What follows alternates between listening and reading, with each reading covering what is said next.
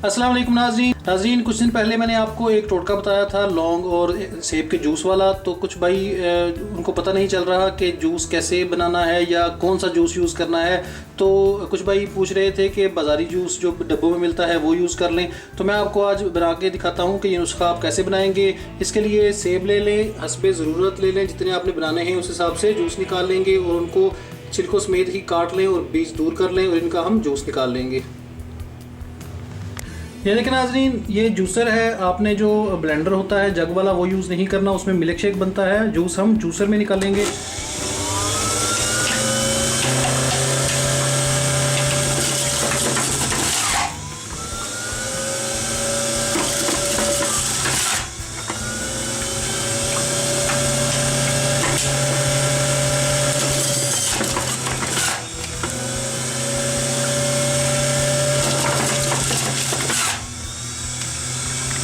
ये देखिए नाज़रीन, जूस हमने निकाल लिया है, हमारे पास इतना जूस आ गया है। ये नाज़रीन, इसमें आपने लौंग डाल लेने हैं। जितने लौंग आपको चाहिए हों उतने इसमें डाल लें, ताकि उतने ही यूज़ करें जितने डूब जाएं, और उनको फ्रिज में रख लें। 5-6 दिन बाद उनको निकाल के आप छाँव में खुश्क कर लें और उनको बारीक पीस लें और आपके पास जो नुस्खा है वो तैयार है।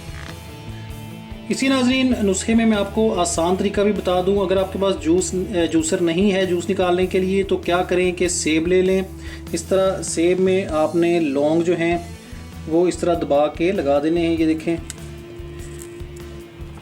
जितने लौंग आप लगा सकते हैं इसमें ज़्यादा से ज़्यादा लगा के सेब को रख देंगे 4-5 दिन के लिए, और इसके बाद लौंग निकाल के सारे उनको सुखा लेंगे और इनको बारीक पीस लेंगे।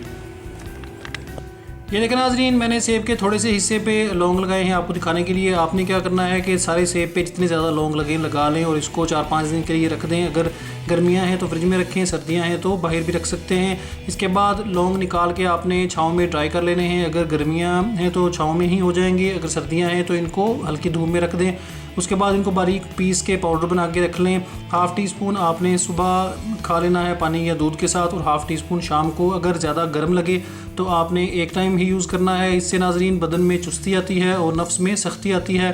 स्पेशली जो बड़ी एज के लोग हैं उनके लिए बेहतरीन नुस्खा है। अगर नफ्स में सख्ती का मसला है तो बहुत आला चीज़ है। मैंने आपको दोनों तरीक़ों से बना के दिखा दिया है। उम्मीद है आपको प्रॉब्लम नहीं होगी बनाने में। नेक्स्ट वीडियो तक के लिए मुझे इजाज़त दें। अल्लाह हाफिज़।